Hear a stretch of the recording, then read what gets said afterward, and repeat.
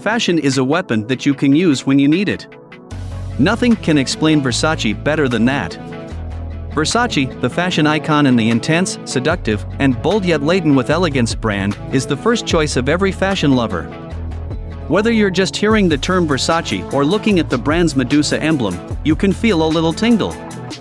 In fact, there is no other brand like Versace, which is not only exceptional in its choice of materials but also a marketing and networking maestro. From the very beginning, they've made clothes that are unabashedly unique and spectacular, which was not usual during that time. It has become a household name in the fashion industry. But how did they achieve all that success, and how has the company served as a source of motivation for millions of people to always look their best? We will talk about that in today's video. So, watch the video until the end, and if you are new to the channel, subscribe and hit the bell icon. Getting back to the video, Gianni Versace was born in 1946 in Italy to middle-class parents. Francesca, Versace's mother, was a seamstress, while Antonio, his father, sold appliances. Gianni Versace would spend hours in his mother's garment boutique, watching her make her customers feel like the most stunning women on the planet. His mother became concerned that he wasn't spending enough time with his friends because of how much time he was spending at the clothing shop. In addition, Gianni had a reputation for being a bit of a troublemaker. He was failing nearly every class and frequently missing class to go to the beach. After that, he started getting a weekly allowance. He would use the money right away to buy clothes, magazines, and concert tickets. His parents were concerned that he didn't have any goals in life. They pushed him toward more education, but he was always a poor fit. At one point, his mother was summoned to the school for a session with the teacher. The teacher revealed to his mom that his notebooks were rife with drawings of sexy ladies. The teacher labeled him a sex addict. His mother, though, saw through his ruse and knew he wasn't actually depicting the women. The women's garments on these figures were the focal point.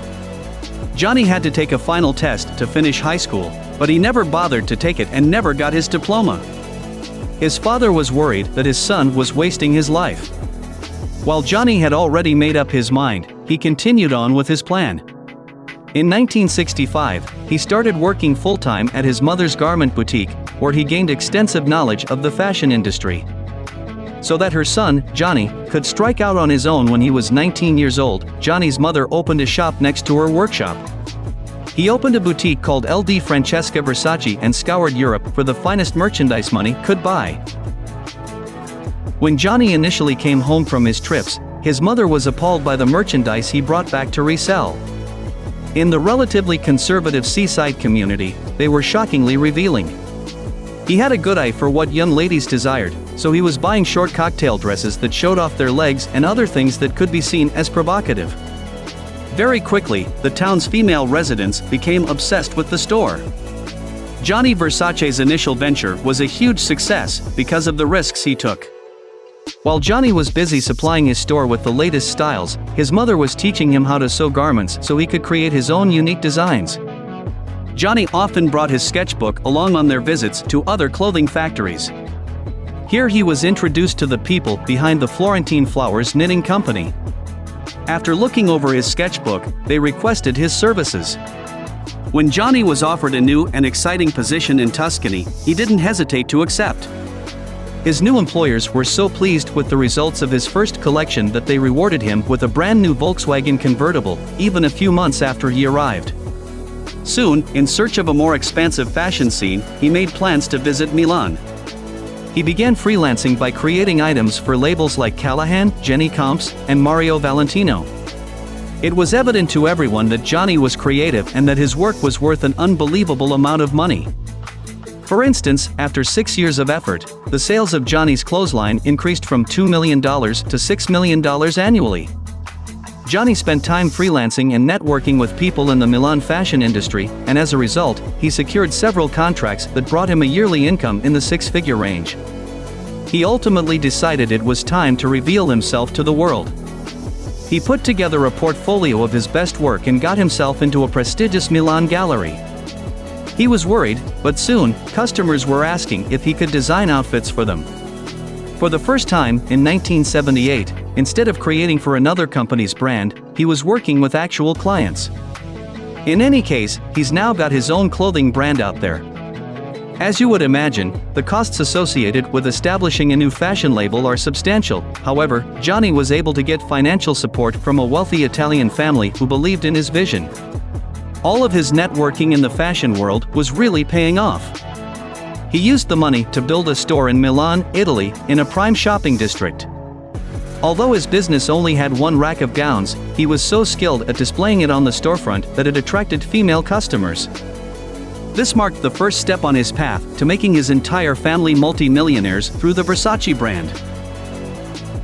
Eventually, the brand grew so successful that Johnny began adding additional retail locations instead of focusing primarily on the Western globe. Johnny intended to take Versace global in 1979. He built his first store in China at a time when other fashion companies were neglecting most of the Asian market, but introducing Versace to China so early would pay off in a very major way. He was considerably ahead of the competition in the 1980s. Versace rose to prominence, and the designer opened boutiques across the United States. In the 1990s, Versace introduced a slew of highly successful new clothing collections. Johnny was more than just a talented fashion designer, he was also an astute businessman who saw the importance of having well-known people wear his designs and promote his label. The likes of Elton John, Michael Jackson, Cher, Madonna, and even Princess Diana were among the famous people he dressed. After pictures of them wearing his attire appeared in tabloids. The demand for Versace surged in the 1980s and 1990s, and Johnny Versace began employing models that he would use again and again in his catwalk shows. Huge names like Naomi Campbell and Cindy Crawford worked for Versace in 1992.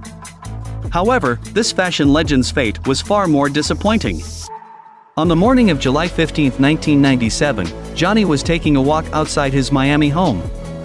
A 27-year-old man named Andrew Cunanan was waiting for him with a revolver and shot him point-blank from behind. He was dead on the spot.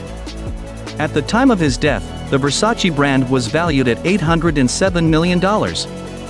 In his will, Johnny bequeathed 20% of the firm to his sister Donatella, who continued to serve as the artistic and creative director following his death. His brother Santo received 30% and went on to become the new chairman. But strangely, the remaining 50% of the firm passed to Johnny's beautiful niece, Allegra Versace, back when he adored her like a daughter, calling her his little princess. She was just 11 years old at the time of his death. Well, guys, this was the story of Versace, an Italian family business that began as a modest garment boutique and is now worth billions. Even after the death of the Versace family, the brand will remain a household name in the fashion industry. Thank you very much for taking the time to watch this video. We'll see you in the next video. Until then.